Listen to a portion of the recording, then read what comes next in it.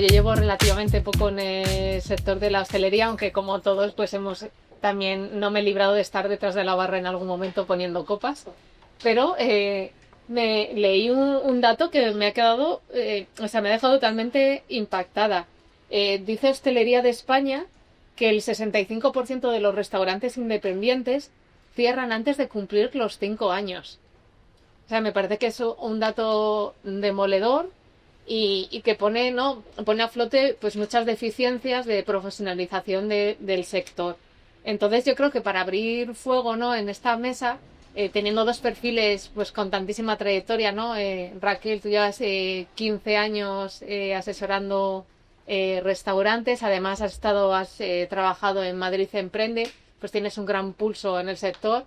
John, tú comenzaste, bueno, además de venir de familia hostelera, pues siempre lo has dicho, ¿no? Que has pasado por todas las áreas de gestión de un restaurante, de sala, cocina, luego director de operaciones y también como impulsor y gestor de una cadena de 10 restaurantes en Cataluña y Baleares. Claro, me gustaría que me dieras las claves de qué error se está cometiendo para que el 65% de los restaurantes en 5 años echen el cierre. ¿Esto? ¿Empiezo yo? Como quieras. Venga, va. Bueno, para mí uno de ellos, ¿vale? Puede haber varios, es que muchas veces la persona que quiere emprender conoce mucho pues he tenido un bar, he trabajado en un bar, quiero montar un bar, pero una cosa es que conozcas eso y otra cosa es ponerte ya, como digo yo, el gorro de dirección y ponerte a gestionar un negocio, que no es lo mismo, ¿no? Y la parte inicial que siempre se dice, ¿no? Que también ha recalcado Roberto, es hay que hacer un trabajo previo de ese plan de negocio que parece que muchas personas lo hacen por decir quiero pedir financiación, me la han exigido no sé dónde porque quiero entrar en un espacio, lo utilizamos como un documento transitorio para algo y en realidad no nos damos cuenta que es un paso previo para decir qué podría pasar o qué cosas tengo que pensar antes de ponerme en marcha. Y esa fase de pensar antes de inicio, de plantearme cómo quiero comunicarme, cómo quiero hacer, porque yo luego trabajando con la gente les decía, digo, es que simplemente al escribir ordenas ideas y luego como tú comuniques, muchas veces lo cambias de haber escrito, haber oído lo que has escrito y decir esto no me gusta, esto me gusta. Entonces creo que falta un poco de pasar de la operativa a la dirección y gestión de un negocio, que es diferente, y también el paso previo, ¿no? El trabajar un poco en el negocio. Claro, porque es que esto que nos cuenta Raquel, o sea, tiene un dato, y es que según un informe de KPMG sobre el sector Horeca, el 40% de los emprendedores no realiza un estudio de viabilidad. O sea, aquí tenemos detectado el primer error. ¿Cuál sería otro de los errores frecuentes, John? No, yo vincularía este dato y os invitaría a la reflexión, ¿no? Que al final muchas de las cosas que se han hablado en este evento de hoy, ¿no? Han ido vinculadas al emocional, ¿no? Y al final, pues esto también se justifica este dato con lo emocional. Y es que abrir un restaurante y fracasar pasa muchas veces como cuando compramos una cámara de fotos o nos compramos un portátil, ¿no? Que muchas veces nos autoconvencemos de que, ostras, es que si no tengo esa cámara de fotos no voy a poder grabar vídeos, no voy a poder generar contenido. Y cuando la tenga, y nos imaginamos con la cámara de fotos, grabándonos, súper buena imagen, calidad, ¿no? Con mucha difusión. Y al final no nos paramos a pensar si realmente no estamos haciendo más vídeos, ¿no? Por ejemplo, en este ejemplo, porque no tenemos una cámara, porque lo podemos hacer con el móvil, o porque no sacamos el tiempo, o porque no priorizamos. Y no solo eso, sino ¿qué hay detrás? ¿Qué hay detrás de todo eso? ¿Qué hay detrás de generar contenido? Está la edición, está pensar el guión, de qué vamos a hablar, cómo vamos a hablar. Y pasa lo mismo con el restaurante, ¿no? Muchas veces, como bien decía Raquel, y le recojo el hilo, pensamos en esa idea de montar un restaurante, pero no pensamos en todo lo que hay detrás, ¿no? Y, no, si entre yo y un compañero, yo estoy en la cocina, mi mujer en la sala, no sé cuántos, y ya, pero ¿sabes qué conlleva todo eso? ¿Qué estás tocando a nivel personal? Pues, ¿quién va a fregar los platos? ¿Qué va a pasar si viene más gente y tienes que contratar? ¿Es viable todo esto? Entonces, yo invito que cuando pensemos en emprender, pues que valoremos todas las opciones, todo lo que haya detrás, que rasquemos, que nos hagamos preguntas y no pues que nos formemos antes de tomar ese paso, porque a veces luego pues uno hace una inversión personal y económica que al final luego pues es tirada a la basura, ¿no? Yo creo que por darle un poco una vuelta, empaquetar todo este mensaje, al final me centraría en 3 líneas, en 3 pilares para que un proyecto gastronómico sea rentable. El primero, no hace falta entrar mucho en materia, la experiencia del cliente, ¿no? A veces cuando preguntamos qué es un restaurante exitoso pensamos en un restaurante lleno, la vajilla, la comida, el servicio, todo es espectacular y eso está muy bien y en eso ponemos todo el foco. Aquí solo diría que seamos tangibles, ¿no? Porque muchas veces, no, mi restaurante será un sitio cálido, agradable. Vale, pero ¿qué es cálido? ¿Sofás de terciopelo? ¿La música flojita clásica? ¿Qué es agradable? ¿Qué es cálido? ¿La temperatura? O sea, que definamos mucho más y tangibilicemos mucho más esto, ¿vale? Experiencia cliente, lo que se ve, lo que se percibe, el restaurante.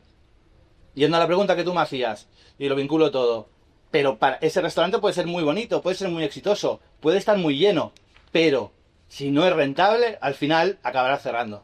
Por lo tanto, toda esa operativa, toda esa facturación que podamos tener o no tener, esa experiencia cliente, ese éxito, tiene que ser rentable y es importante plasmarlo en un plan de viabilidad económico, ¿vale? Un plan de viabilidad vivo.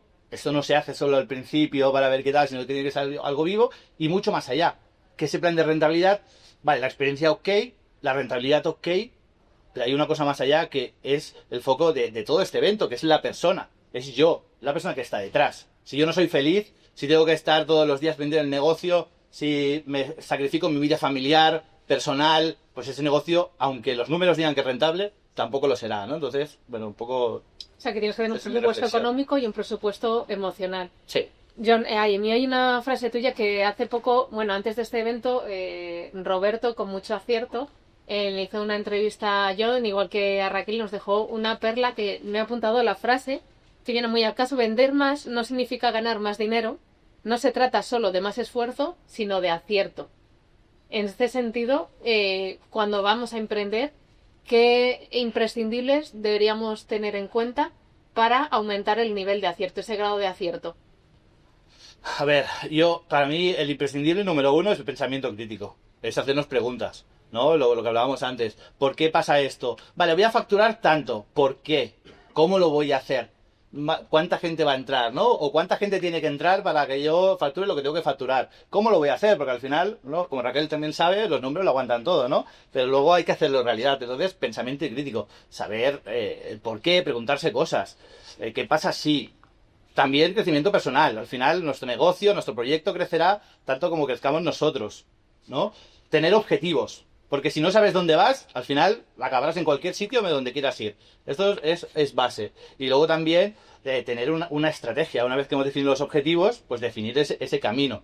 Porque al final, como dice la frase, ¿no? Y va justo en este hueco, no es cuestión de cuánto te esfuerces, de cuántas horas le eches, del peso económico, sino al final del esfuerzo, del acierto, de aquellas cosas, que a veces rentabilidad no solo es dinero, es aquellas cosas que conseguir lo máximo posible con el mínimo de recursos posible. En tu caso, Raquel, que habrás visto infinidad de proyectos, desde tanto como consultora como desde Madrid Emprende, ¿cómo aumentamos el nivel de acierto?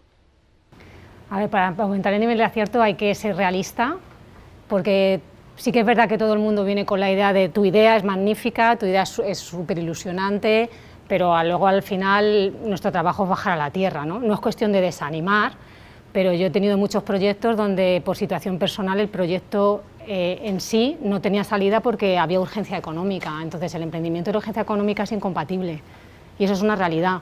Entonces por ahí empiezas ya a hacer muchos filtros y luego también que vienen con una idea, que tu idea para ti es estupenda, pero te gusta a ti, pero es que le tiene que gustar a los demás y tienes que localizar a qué personas le va a gustar, si donde están las personas a las que le van a gustar eso. Yo pongo un ejemplo de una mujer que quería montar una cafetería, todo muy eco, todo lo que hay ahora está de moda, ¿no? Y quería hacerlo en un barrio de Madrid que era coger un traspaso de una tasca de barrio donde la población media podía tener 60, 70 años y claro, yo le decía, es que la idea está muy bien, pero no es la zona. Entonces, no, es que el local está muy bien del traspaso, ya, pero es que vas a perder dinero, o sea, eso no funciona, ¿no? Entonces hay que pensar en qué quiero hacer, cuál es mi propuesta de valor, porque cuando dices qué quieres montar, las mejores pizzas del mundo, es que mi local es único, tiene una experiencia, quiero darle experiencia al cliente, y decía, ¿qué es la experiencia del cliente? ¿Qué es? Que le guste la comida, que entre y el local sea de una manera, ¿qué es la experiencia del cliente? Entonces, como que tiene muy... la teoría está muy metida de no busco propuesta de valor, experiencia de cliente, pero luego cuando lo bajas a la tierra no saben cómo hacer una experiencia de cliente y no saben cuál es su propuesta de valor. Y hay que trabajar en la propuesta de valor y no tiene por qué ser una propuesta aquí disruptora. Mi propuesta de valor puede ser, imagínate, vender sándwiches más baratos que rodilla, pues perfecto. O sea, me refiero, no hay que romper determinadas cosas para tener un proyecto que pueda crecer, ¿no? Y pueda ser rentable, pero lo tienes que tener muy claro. O sea, si tú eres esto, y tu público objetivo es otro diferente, tu estrategia de marketing es diferente, tu comunicación es diferente, todo es diferente, ¿no? Y luego plasmarlo en el plan económico, o sea, eso es... Porque es el que te va a dar la guía, es decir, tengo que vender tanto a este precio, tantas cantidades, ¿cuánto llevo a mitad de mes? ¿Llevo tanto? No, voy mal. O sea, tienes que tener una guía para avanzar. Me gusta mucho porque Roberto, ya sabéis que le encanta acuñar términos, ¿no? Venía hoy con el evento, hoy es de actitud emprendedora, pero tenía también otra que la función del consultor era darle realismo emprendedor. Y en ese sentido, ahora pues tenemos la actualidad geopolítica que casi nos está gobernando todos los días, que no sabemos qué arancel va a subir en cada momento, a qué país, en qué circunstancia, pero al final estamos inmersos en un contexto que nos va a afectar y nos va a afectar de lleno en la restauración. Si no es porque suba el coste de la luz y entonces ahí se nos va que el 57% del equipamiento es lo que consume la mayor parte de nuestra factura de luz, pues ahora quizá la materia prima se dice. Entonces estamos en un momento de mucha incertidumbre. En ese sentido, vosotros, ¿cómo aconsejaríais a un emprendedor que pueda manejar esa incertidumbre? No sé si hay algún tipo de vacuna, de buena praxis que se pueda aplicar para que esa incertidumbre no tenga tanto impacto económico en un negocio que está a punto de abrir camino. Bueno, para mí es conocer tu negocio. O sea, si te suben, tienes que saber perfectamente cuáles son, dentro de tu campo de materias primas, cuál puede fastidiarte el negocio si sube el precio de determinada materia prima. Tienes que saber la dependencia que tienes en tu coste, de los suministros, cuando subió tanto la luz, ¿no? Yo he tenido algún local que decían, no, es que se nos está yendo el coste de la luz, y es que encendían las freidoras nada más llegar al local y no abrían hasta dentro de 3 horas. Pues no es necesario, ahí estás tirando... O sea, hay muchas cosas que se tienen que conocer dentro de la operativa para hacerte ahorrar costes, y luego tienes que conocer exactamente qué parte de tu coste eres más sensible. Si para ti una subida en determinada materia prima lo es, tienes que conocerlo, tienes que saber tus escandallos, tienes que saber qué facilidad o qué rapidez de acción tienes con todos tus costes. Si yo tengo a todo el personal fijo, esa flexibilidad que me puede dar tanto subidas como bajadas la tengo menos, ¿no? Hay gente, por ejemplo, yo tenía un cliente que tenía en su local a todo el mundo contratado 40 horas y no lo necesitaba. Entonces tenía a mediodía a un montón de personas así. Entonces tienes que saber exactamente cómo está tu negocio y qué podrías tocar si pasara algo de eso, ¿vale? Porque estas cosas son imprevistas, no lo conoces, pero puedes tener una margen de acción. Evidentemente no es algo rápido y no hay una cosa que te diga, va, si haces esto lo tienes, mentira, estaría mintiendo. Pero si conoces ciertas cosas, tu margen de acción también es mejor, y ver si, oye, me ha subido esta materia prima, ¿puedo subir al cliente el precio? ¿Es muy sensible al precio? ¿No es sensible al precio? ¿De qué manera jugar con el marketing para...? O sea, se pueden hacer cosas, pero tienes que conocer tu negocio. Y John, en tu caso, por ejemplo, que pues al final la restauración está muy sujeta a la estacionalidad, ¿no? Pues ahora estamos a las puertas de Semana Santa, que puede ser un pico de consumo. Lo que comentaba Raquel, ¿no? Los horarios... O si somos un local que está en una zona costera o una zona de montaña, también todos esos vaivenes nos afectan. ¿Cómo logramos tener esa estabilidad financiera? Sí, al final, recogiendo de nuevo el hilo de mi compañera Raquel, creo que la clave está en el control de negocio. Está claro que no somos economistas, por lo tanto hay que tener en cuenta nuestros números, qué pasa en nuestro negocio, pero pues lo que lleva el gestor, la cuenta de explotación, el balance de caja... no es una cosa que nos sirva de una forma práctica para tomar decisiones. Necesitamos un pequeño dashboard, una pequeña cuenta de explotación, mucho más operativa, con las ventas por meses, con qué estamos gastando en mercaderías cada mes, en personal, en el resto de gastos, ¿no? Tener 4 indicadores, 4 porcentajes, 4 ratios, que nos permitan ver mes a mes, fácilmente, muy sencillo, qué está pasando, qué no está pasando, las medidas, las acciones que tomamos, cómo están afectando a nuestro negocio, de una forma de un simple vistazo. Para mí eso es clave, ¿no? Una pequeña cuenta de explotación, un pequeño dashboard con gráficos, como nos guste, como prefiramos, una herramienta que podamos ver, pues esto de una forma muy sencilla. ¿no? ¿Qué está pasando en su negocio? Con 4 números, pero sin llegar al extremo economista, ¿no? Que a veces eso también es lo que nos frena a nivel de control de negocio. Cuando hablamos de emprendimiento, ¿no? Que es un poco el día de hoy, y lo vinculo también a la temporalidad, al final no sabemos qué va a pasar. No lo sabemos. Entonces, en el caso de un negocio que ya está abierto, lo que hacemos es cogemos la información que sí tenemos, sabemos qué pasó el año pasado, sabemos qué pasó el año anterior, más o menos buscamos patrones, siempre hay patrones que se cumplen, a que pensemos que no, y lo clonamos a este año. Una vez que tenemos ese clon del año pasado, de años anteriores, evaluamos cómo va a ir.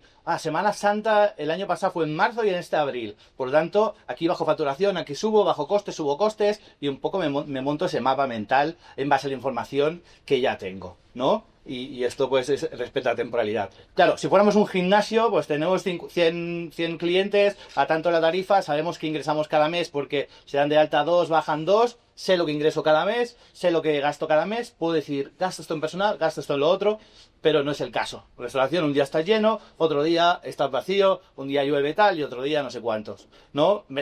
Compras de mercaderías, bueno, pues si llueve un día no viene nadie, lo meto en la nevera. El personal tenemos que seguir pagándolo, está ahí. Entonces, como no podemos eliminar el futuro, lo que sí que podemos hacer es eso, coger la información del pasado, clonarlo, definir presupuestos. ¡Ostras! Mi estructura de costes, las mercaderías estarán 40, yo quiero el 30, vale, pues eso es un objetivo, pero no solo se queda ahí. ¿Cómo lo voy a conseguir? Voy a hacer esto, esto y esto, y no puedo pretender pasar de un mes del 40 al 30, o sea, cuando podemos visualizar el futuro, aunque sea una mentira porque es en base a datos del pasado, podemos empezar a dibujar dónde queremos ir y trabajar en esa dirección. Y cuando somos emprendedores, que no tenemos esa información, pues al final o os apoyáis en un experto que sí que pueda, pues que esté acostumbrado a generar tendencias y un poco a generar estas proyecciones, o si no, tenemos que dibujar ese futuro, ¿no? Y vamos al principio de esta charla, cuando nos hablabas de los 75% de restaurantes que no llegaban a los 5 años. Muchas veces es porque no hacen ese estudio. Abren con lo puesto y ya está. Y si va mal de primeras, pues tienen que cerrar. O al año o a los 2 años. Entonces, imaginemos ese año, imaginemos esos 2 años, ¿qué vamos a facturar? No pensemos facturar ya a tope desde el primer día. ¿Qué pasará? Hagamos diferentes escenarios, que decía Dani antes. ¿Qué pasa si empezamos facturando poco? ¿Qué pasa si empezamos facturando más? ¿No? ¿Qué pasa si el primer año estoy en pérdidas y el segundo año facturo un poco más? ¿Qué pasa si los 6 primeros meses voy a estar en pérdidas porque todavía no he generado tracción y clientela? Pues que nos hagamos esas preguntas, que estudiemos esos escenarios y que valoremos el riesgo. No sabemos, no podemos adivinar el futuro, más en la situación que, como tú comentabas, ¿no? Tan cambiante la que vivimos. Predecimos, proyectamos y luego vamos siguiendo, vamos analizando mes a mes si esa tendencia que hemos dibujado se va cumpliendo o se va desviando. Y si se desvía, pues tomamos acciones estratégicas para o redefinir la estrategia o encaminarla en la dirección que buscamos. Y luego había algo que, por ejemplo, comentaba Cristian, ¿no? Picnic, no sé si en vuestro caso alguno también está en esa situación, por ejemplo, estabas visitando fondos de inversión para poder escalar tu proyecto. Y es que, bueno, según los informes, solo el 23% de los emprendedores gastronómicos accede a la financiación bancaria tradicional. Raquel, ¿qué alternativas de financiación tiene un emprendedor que quiere poner en marcha un negocio de restauración? Pues sintiéndolo mucho, no hay muchas alternativas. ¿Vale? Sí que la financiación bancaria, incluso en la fase de emprendimiento, puede haber algún acuerdo que tienen los ayuntamientos con alguna entidad bancaria, que eso sí lo hay, pero no hay un respaldo de apoyo económico a esa parte de financiación. O sea, no es fácil emprender en un sector en el que tienes que poner bastante dinero para abrir las puertas, porque como digo yo, cuando emprendes en servicios, lo que estás invirtiendo sobre todo es tu tiempo, que es dinero, pero es tu tiempo. Cuando emprendes en un espacio donde tienes que hacer una inversión fuerte al inicio, claro, es muy complicado porque ahí el riesgo luego de no tener ventas te está acarreando el que tengas que seguir pagando, ¿no? Entonces sí que es verdad que no hay muchas ayudas, ¿vale? Puede haber alguna ayuda en cuanto a contratación laboral, pero en cuanto a financiación bancaria es bastante justa y además los bancos están bastante exigentes. Pero también pienso que bueno, hay muchas veces que nos pensamos que con el dinero nos va a salir y puedes tener dinero y pinchar también. O sea, hay que tener muy claro que el dinero está ahí, te ayuda a salir, pero tienes que gestionarlo bien. Da igual, porque yo he tenido gente que le han dado financiación bancaria y eso te la dan y y lo ves, o sea, va pasando el tiempo y no estás mirando qué está pasando, no estás haciendo y al final cierras con una deuda bancaria detrás. O sea, que hay que tener cuidado, pero mucho apoyo económico, desgraciadamente, no, por lo que yo he visto, no hay mucho. Sí, al final, hago un pequeño inciso, que también cuando buscamos un inversor, al final el inversor no es alguien que regala el dinero, es alguien que compra una idea, que confía en esa idea, y cuando es un emprendimiento que empieza de cero y que es muy difícil valorar si va a ser exitoso, si no, normalmente en el caso gastronómico tienen mucho riesgo, pues todo esto lo complica. Si tienes un negocio, ¿no? Por el caso de Dani, ¿no? Que antes han hablado de inversiones justamente. Un negocio, lo creces poco a poco, demuestras que es viable, que con una inversión, vale, yo voy a invertir, me van a invertir en esto, pero a cambio voy a crecer en esto, vale, perfecto. Yo estoy poniendo dinero ahí porque sé que esa empresa funciona y con esa inversión van a hacer esto otro que van a crecer. Si no es el caso, si no hay una base sólida, pues lo complica todo mucho más y no hay muchas soluciones. Bueno, hay otros mecanismos que, por decir algo también, hay otros mecanismos de financiación que no es el bancario cuando empezamos, son acuerdos con proveedores, que, bueno, sobre todo con las bebidas, muchos de ellos te dan dinero por tal, por determinada maquinaria, hay determinados acuerdos que nos pueden ayudar.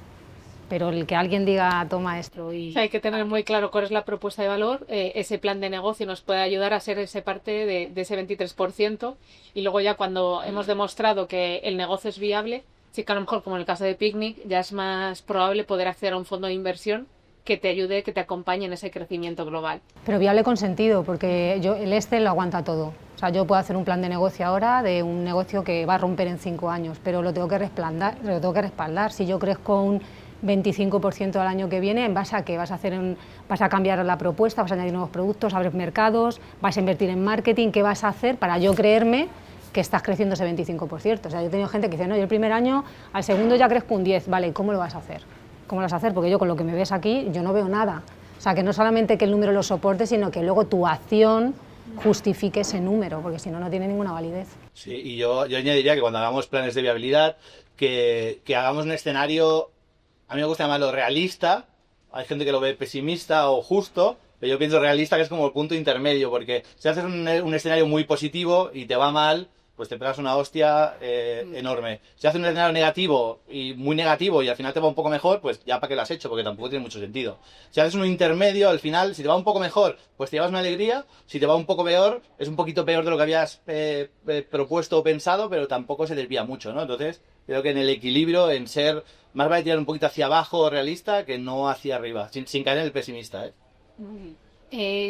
Como sois dos grandes expertos, yo creo que es el momento de aprovechar. Si alguno de los emprendedores que nos acompañan quiere formularles alguna pregunta, basta con levantar la mano y podemos... Mira, si allí...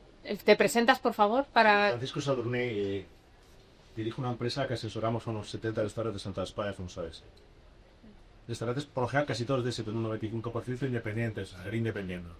Entonces nosotros utilizamos un indicador. Nosotros nos basamos en mucha publicidad en Google, también en Instagram, está cayendo, en TikTok, en YouTube, y lo hacemos con bastante, siempre medimos, siempre con métricas.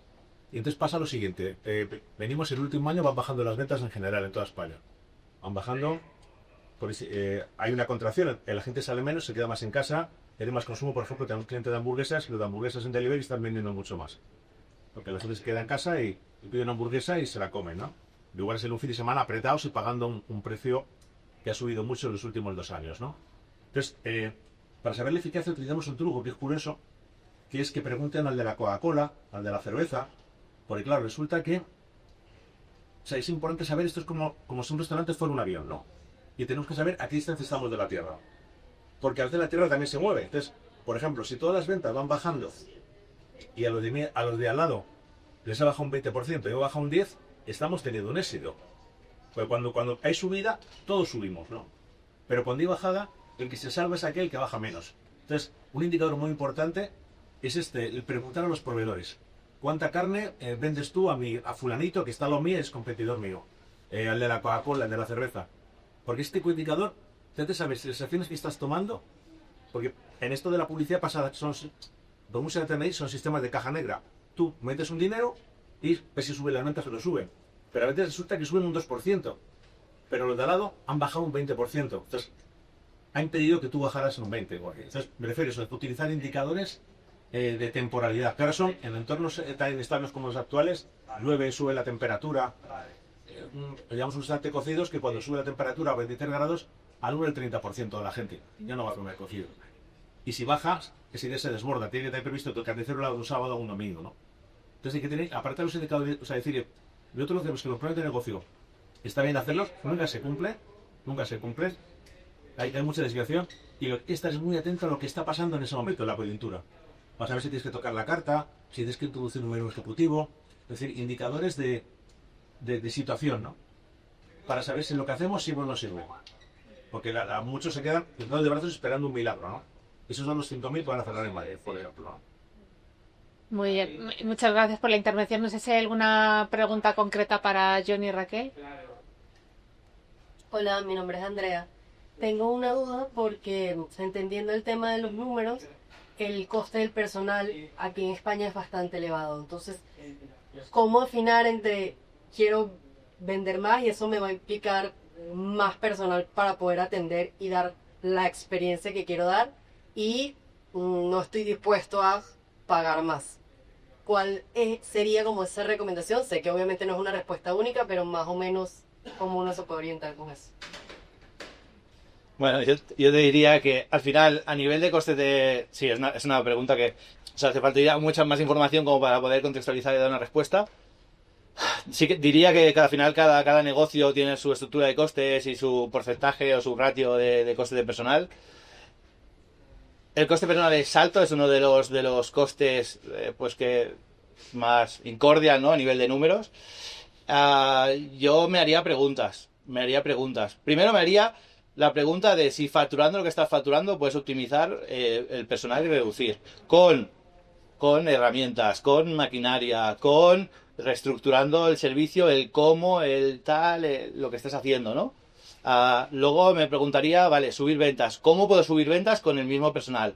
Y esto al final pasa por cómo esas personas pueden producir más, ¿sabes? Yo qué sé, pues en el caso de un restaurante, pues un camarero que está atendiendo una mesa, pues el vender el café está incrementando el ticket y está subiendo una venta más y es la misma persona, ¿sabes? Y es una estrategia pequeña. Y al final, pues es eso, es que sobre todo que nos hagamos, hazte preguntas y una pregunta te lleva a la otra y es, al final, muchas veces pensamos en una gran respuesta, una gran solución a todos los problemas y en los restaurantes no funciona así. Es un poquito de aquí, resulta que optimizo de aquí una hora, resulta que vendo un poquito más con esta estrategia, resulta que subo los precios un poquito, que subo tal, que bajo costes de aquí y al final la suma de un poquito hacen un mucho. Entonces te diría que busques esos poquitos y que olvides entrarte en esa gran solución que de pronto te va a hacer bajar los costes de personal y vender más. Yo por añadir algo que decía él, es importante saber cuándo, saber cuándo vendes más, cuándo vendes menos, optimizar un poco los horarios del personal, porque a lo mejor tienes abiertas unas franjas horarias donde por la mañana el volumen de ventas no es tan alto y tienes un personal similar al que tienes en la tarde que es mucho más fuerte. O sea, ir analizando un poco cuándo vendo, cuándo no vendo. Y luego también lo que él decía, es muy importante también esto, trabajar con el personal de sala.